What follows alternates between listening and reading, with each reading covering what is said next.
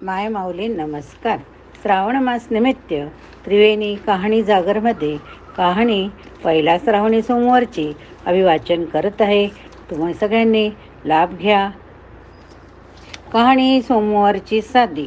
ऐका सोमवारा तुमची कहाणी. 8 पाट नगर होते. 8 पार शहर. त्या नगरात एक ब्राह्मण राहत होता. त्याचा एक शिष्य होता. तो रोज तळ्यावर जाई, स्नान करी, शंकराची पूजा करी. वाटेत वेळूचं बेट होतं. परत येऊ लागला की मी येऊ असा ध्वनी उठे. हा मागे पायी. तो तिथं कोणी नाही. त्या भीतीने तो वाळू लागला. तेव्हा गुरुजीने विचारलं, खायला प्यायला वाण नाही? मग बाबा असा रोट का?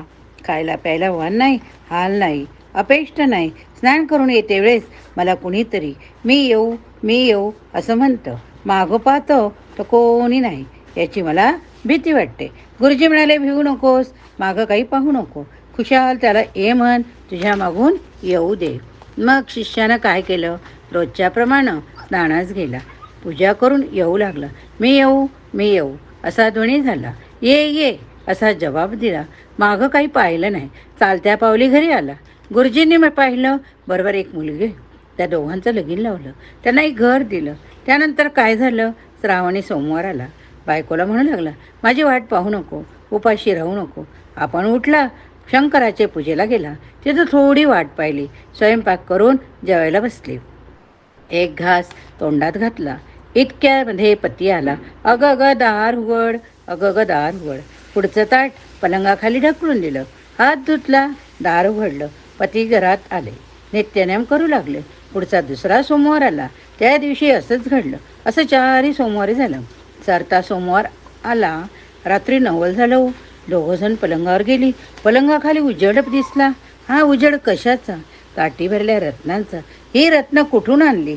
मनात भिऊ लागली. म्हणाली, माझ्या माहेरच्यांनी दिली. तुझं माहेर कुठं? वेळूच्या बेटी, मला तिथे घेऊन चल.